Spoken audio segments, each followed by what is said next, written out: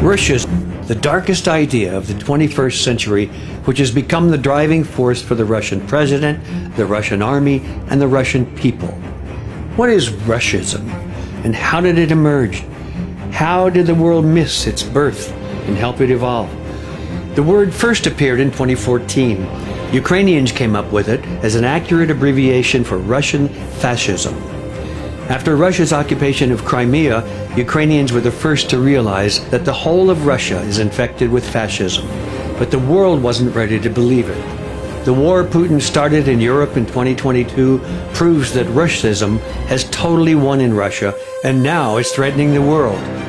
Ruscism, in a one-party system without real elections. It means a cult of personality of Putin, who has ruled for more than 20 years. It's the idea that Russian people are somehow divine, and so have exclusivity over other nations. It means denial of the right of existence for Ukrainians, and these ideas are propagated in the media and in churches throughout Russia. Ruscism is militarization and expansion. Russians support the invasion of Ukraine and threaten the world with nuclear weapons. Ruscism is the domination of the crowd and elimination of any importance of minorities.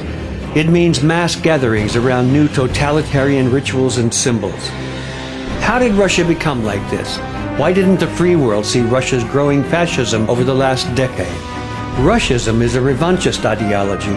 During the Soviet Union, Russians thought of the USSR as their empire, like in the days of the imperial czars.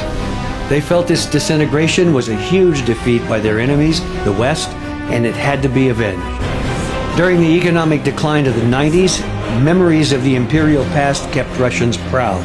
Populists explained poverty and lack of achievements as attacks by a conspiracy of superpowers in the West. All this while the West believed Russia was reforming, becoming liberal, building a market economy. It even forced Ukraine to give its nuclear weapons to Russia under security guarantees that were later ignored. Vladimir Putin came to power under revanchist slogans and started the Second Chechen War. But the West wanted to see him as a young liberal leader of democratic Russia. It didn't see the genocide of the Chechen people by Russia's army, and it ignored the hybrid wars supported by Russia in Moldova and Azerbaijan. The free world thought that doing business with Russia was the best way to prevent a resurgence of its instinctive authoritarianism. They thought that a wealthy society meant a democratic society. But Putin used billions of dollars from oil and gas revenues to strengthen special services, rearm his army, and establish control over the media, and then instigate propagandist mass culture, including co-opting Victory Day, May 9th, Russia's main holiday filled with military parades. That day, celebrating the World War II victory, has been turned into a central uniting idea of Russian society. The popular motto in Russia today is "We can repeat it," meant now as a threat to the West, their perceived enemy. Putin encouraged Russians' dreams of restoring the old Soviet borders, beginning with Ukraine. State propaganda declared that Ukrainians and Belarusians are all part of the Russian people.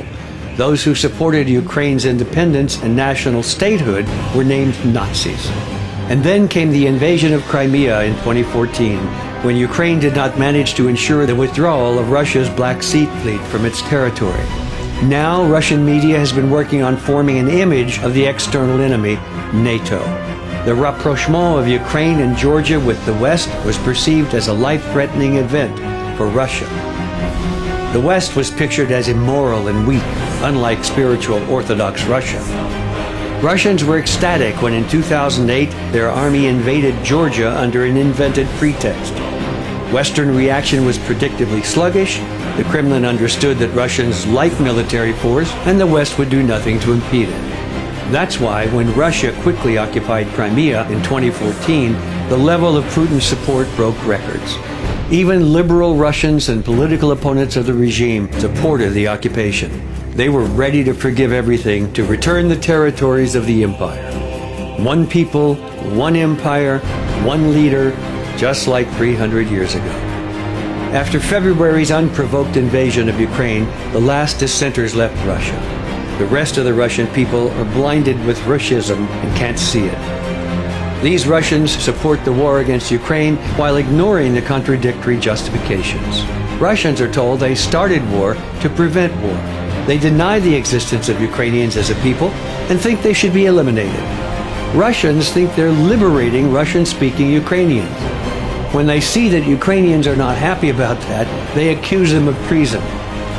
The peak of absurdity is that Russists are convinced they are at war with Nazi fascists led by a Jewish president. And then, according to that logic, countries which don't support Russia must also be fascists. Ruscism is turning into a global threat. The only country besides North Korea making direct nuclear weapons threats to the world is Russia. It seems Ruscism's fundamental ideology allows for the destruction of our entire planet if the world refuses to live by its rules. The world has been ignoring the threat of Ruscism for a long time. No longer can it be ignored. Ruscism is an enemy not only for independent Ukraine, it's an enemy for the whole of mankind and our strive for freedom. The free world will certainly win over Ruscism this time, but this evil will try to re-emerge. Humanity must find a way to prevent Ruscism from taking root in future generations, or face even worse threats in the years to come. Russia and fascism must be stopped now.